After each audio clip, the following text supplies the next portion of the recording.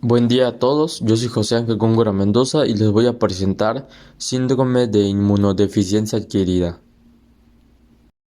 La inmunodeficiencia de mayor crecimiento en los últimos años es la inmunodeficiencia producida por el VIH. El síndrome de inmunodeficiencia adquirida es una enfermedad, por sus siglas SIDA, producida por el retrovirus denominado virus del linfocito T humano tipo 3 o simplemente virus de la inmunodeficiencia humana. Este virus induce un importante deterioro de la respuesta inmunitaria, dando lugar a infecciones oportunistas y enfermedades malignas. La enfermedad se caracteriza por linfopenia y en particular deficiencias de linfocitos TCD4.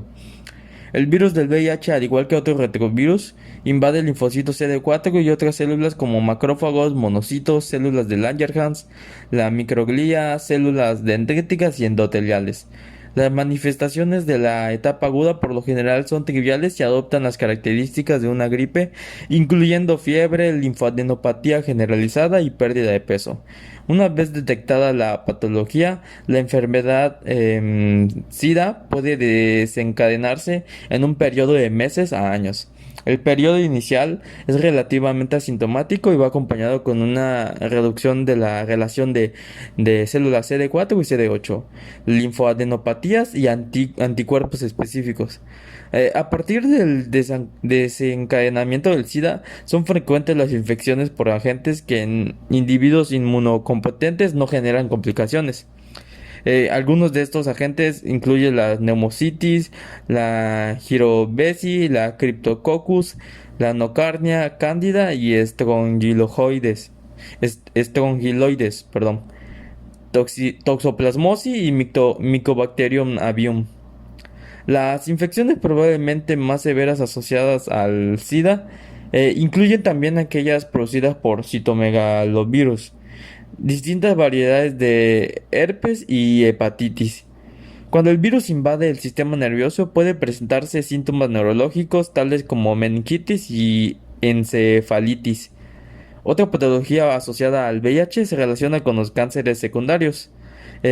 A nivel inmunológico se observan alteraciones funcionales relacionadas directamente o indirectamente con actividad del CD4. El origen de la infección por el VIH. El VIH pertenece al género lentivirus de la familia Retroviridae. Se han descrito dos serotipos de VIH denominados VIH-1 y VIH-2. Estos virus se originaron a partir de la transmisión del lentivirus de primates no humanos, conocidos como SIV, en un fenómeno denominado zoonosis. El VIH-1 se originó del CIV que infecta a la especie chimpancé pan troglótides, mientras que el VIH-2 se originó del CIV encontrado en Oxoti manjabes. La transmisión se dio en forma accidental de los primates a los humanos, teniendo en cuenta que en África estos animales eran frecuentemente utilizados como alimento o cazados para comercializarlos. La infección por el VIH-1 es la más prevalente en todo el mundo, mientras que la infección por el VIH-2 está restringida, aunque no en forma exclusiva, al oeste de África. En este video haré énfasis en todo lo relacionado con la infección por el VIH-1. Sin embargo, también se harán explícitas las diferencias con el VIH-2 cuando se considere necesario. La clasificación y la estructura del virus. El VIH-1 pertenece a cuatro grupos antigénicos mayores: el M, el N, el O y el P. Los virus del grupo M son los que predominan en la pandemia y este grupo está dividido en los siguientes 9 subtipos genéticos o cladas: el A, B, C, D, E, F, G, H, J y K. El subtipo C es el más prevalente en todo el mundo, mientras que en las Américas prevalece el subtipo B. Además, alrededor del mundo ya se han caracterizado más de 50 formas recombinantes del subtipo M del VIH-1, posiblemente originados por la infección de sujetos con más de un subtipo del VIH simultáneamente. La partícula viral es esférica de unos 100 a 150 nanómetros de diámetro, con tres estructuras superpuestas. La envoltura, una matriz esférica y una cápside icosaédrica que contiene dos copias de RNA lineal de cadena sencilla, de sentido positivo, de aproximadamente 10 kilobases de largo, las cuales están asociadas con proteínas virales y celulares. En las células blanco, tropismo viral y reservorios virales. Las principales células blancos de la infección por el VIH son los linfocitos TCD4, las células dendríticas, los monocitos y los macrófagos. Este tropismo celular depende principalmente de la interacción de la proteína viral GP120 con la molécula CD4 y en particular con las moléculas correceptoras CCR5 y CXCR4. Las cepas R5 son aquellas que usan potencialmente las moléculas CD4 y CCR5, mientras que las cepas X4 usan CD4 y CXCR4. También existen cepas con tropismo dual, que como su nombre lo indica pueden usar cualquiera de las dos moléculas correceptoras en conjunto con CD4. Las cepas R5 son una forma de transmisión primaria y predominan en la mayoría de tiempo de infección. Las cepas X4 predominan en las fases avanzadas de la infección y su aparición se correlaciona con una disminución marcada de los linfocitos TCD4 y la progresión hacia el SIDA. El VIH también puede entrar en las células de Langerhans y otras células dendríticas a través de las moléculas DC-SYN y DC-SYN-L. Aunque en las células del VIH no se replican muy eficientemente, sí se pueden acumular viriones infecciosos que son transmitidos a linfocitos TCD4, así promoviendo la diseminación viral, particularmente en mucosas y nódulos linfoides regionales. Muchas otras moléculas se han postulado como receptores alternos que permiten la entrada del VIH a diferentes subpoblaciones celulares, al menos en diferentes modelos de infección in vitro, como los receptores de manosa y los proteoglicanos de superficie celular. Sin embargo, su participación in vivo en la patogénesis de la infección por VIH está menos establecida. Es importante tener en cuenta que la dinámica de la replicación del VIH en los diferentes blancos celulares es muy variable. Los linfocitos TCD4 son muy heterogéneos en el estadio de activación, como las células vírgenes, células efectoras y de memoria. La transcripción inversa se puede dar en todas las células CD4, tanto en las que están activadas como en aquellas en reposo, pero la integración y producción de partículas virales solo se da si la célula recibe señales de activación, por lo que es más notable que los linfocitos por lo que es más notable que los que se den sean los linfocitos TCD4 efectores.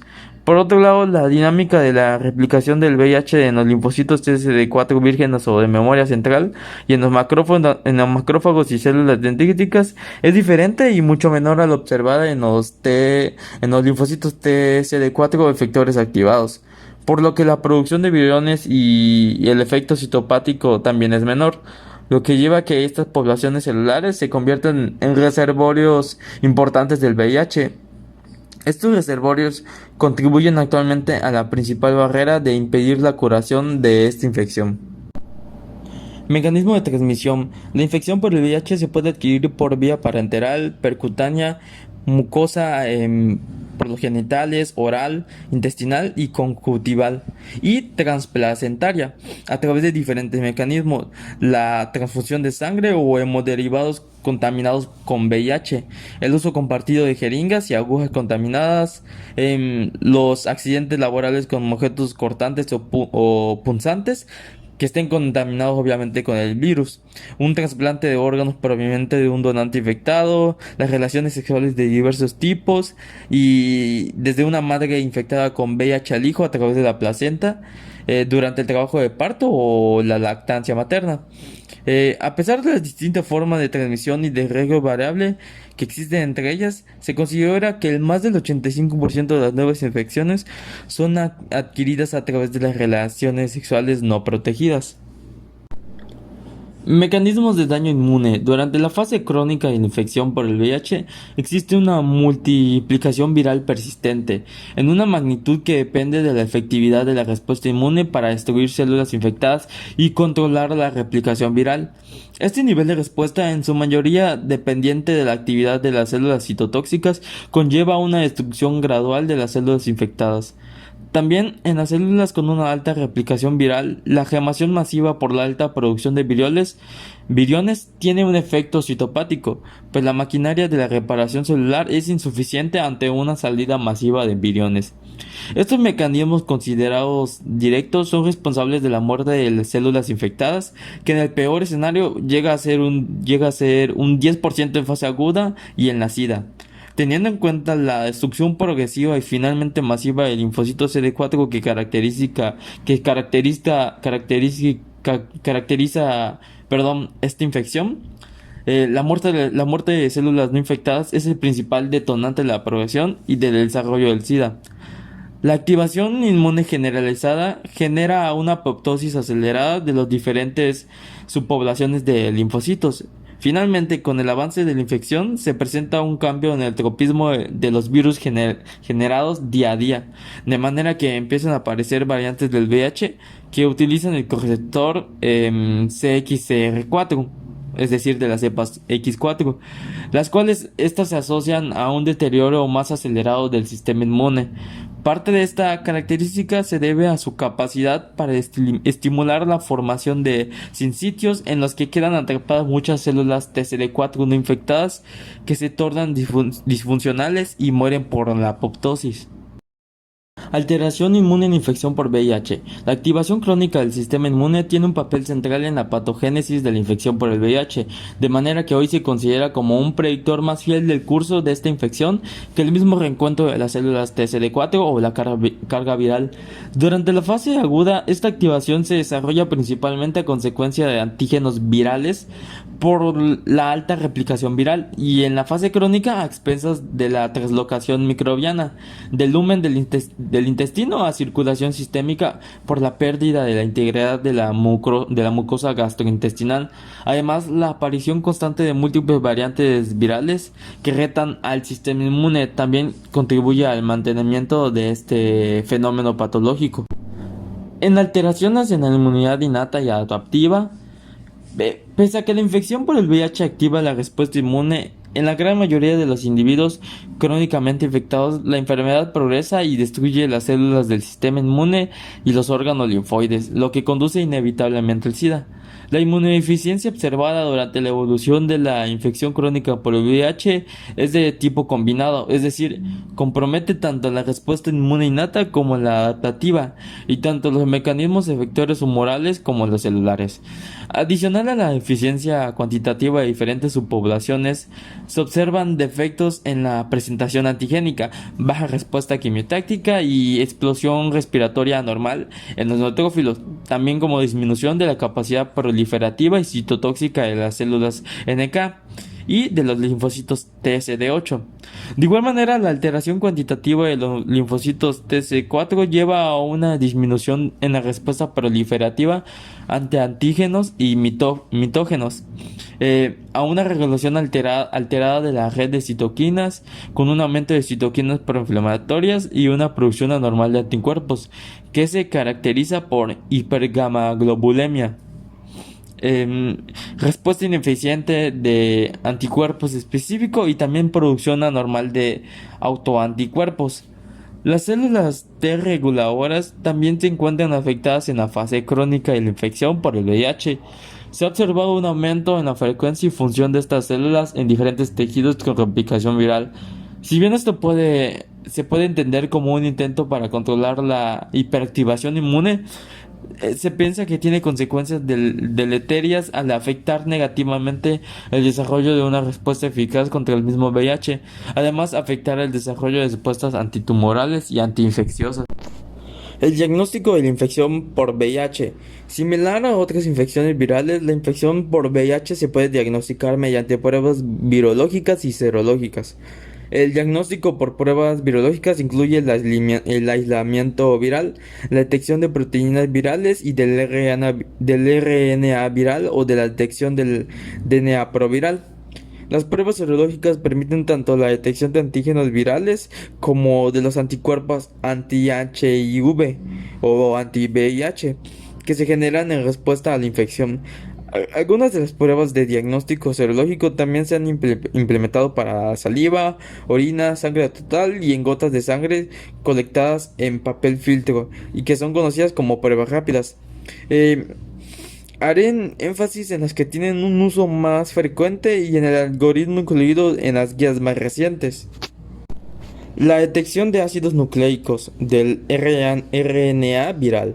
Los ensayos que permiten la cuantificación de los niveles de RNA en plasma no están aprobados para el diagnóstico rutinario de la infección por VIH en adultos.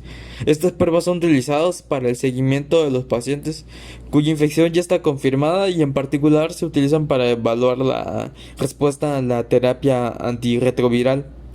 Eh, Pruebas serológicas de detección de antígenos virales. El antígeno viral que se detecta frecuentemente es la proteína P24 mediante una prueba inmunoenzimática tipo ELISA. Esta prueba se utiliza particularmente para el diagnóstico de la infección aguda por el VIH, tiempo en el cual no ha ocurrido la seroconversión o la aparición de anticuerpos anti-VIH. En esta etapa de la infección, la detección del P24 tiene una sensibilidad de aproximadamente 89% y una especificidad del 100%. Después de la seroconversión, la proteína B24 se une a los anticuerpos específicos, formando complejos inmunes que dificultan su detección y disminuyen notablemente la sensibilidad. En la detección de anticuerpos anti-VIH, en la mayoría de los casos, el diagnóstico de la infección por VIH se hace mediante la detección de anticuerpos específicos en suero. En los individuos recientemente infectados con el VIH, la seroconversión ocurre entre 3 y 12 semanas después de exposición y un máximo de 6 meses, excepto en personas que tienen alteraciones severas en su inmunidad humoral específica. El nuevo algoritmo diagnóstico recomienda una primera prueba que puede ser una prueba rápida o una ELISA de cuarta generación, considerada prueba de tamizaje. En el caso de ser negativa, la muestra se considera negativa tanto para el VIH-1 como para el VIH-2. En caso de ser positiva, requiere una prueba confirmatoria o prueba 2, que debe ser una prueba serológica diferente a la prueba inicialmente positiva, que es la prueba 1 o de tamizaje. En caso de que esta segunda prueba sea positiva, se confirma el diagnóstico por infección del VIH-1 o VIH-2. En caso de ser negativa, se debe hacer una prueba test, detectando el RNA viral, o utilizando una prueba con una especificidad mayor a las usadas anteriormente, como por ejemplo el Western blot. Si la prueba 3 es positiva, se confirma el diagnóstico de infección por VIH-1 o VIH-2. Si es negativa, la muestra se considera como resultado indeterminado y lo que se recomienda es tomar una nueva muestra en 30 días y repetir todo el proceso. Esto por mi parte es todo y gracias por prestar atención. Hasta luego.